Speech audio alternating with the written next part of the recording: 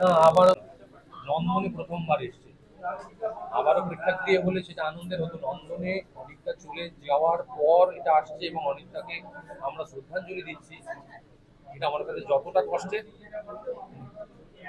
ততটাই অবাক করার যে ওই সরকার কেন ওই সুযোগটা দিলেন না। মানে কি খামতি ছিল, এবং সেই সময় যারা নন্দন কমিটিতে ছিলেন বা এখন কারা আছে আমি জানি না, সেই নন্দন কমিটির কাছেও মানে সাধারণ মানুষ জানতে চাইবে কি কি কারণ ছিল আমাদের এই ছবিটা না চলতে দেওয়া।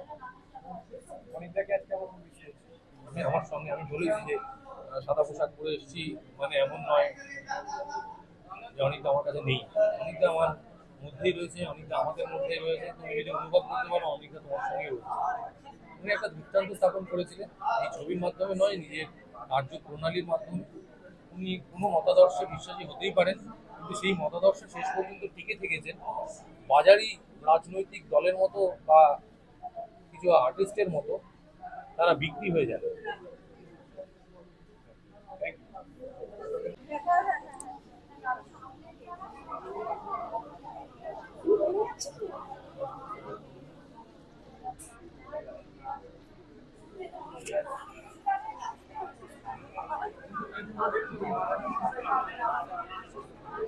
প্রত্যেকটা অসংখ্য প্রণাম।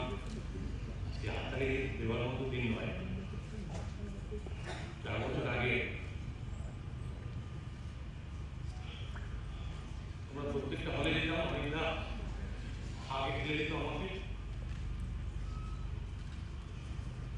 পৃথিবীর ইতিহাসে এরকম কোথাও হয়েছে কিনা আমার জানা নেই। একটা ডিরেক্টরের স্মরণ সভা হচ্ছে এবং সেই ডিরেক্টরে ছবি চালানো হবে যে নন্দন আটকে দিয়েছি, নিজে কতটা কষ্ট পেলেন।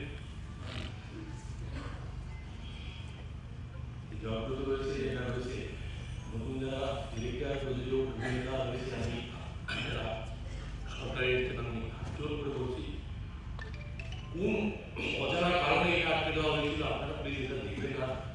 ভবিষ্যতে কোনো শিল্পী তার সাধনাকে এইভাবে যেন আটকে না দেওয়া হয়, আমি দুদলের কাছে বলছি, আমি মুখ্যমন্ত্রীর কাছে বলছি, আমি আমাদের মুখ্যমন্ত্রীর কাছে বলছি।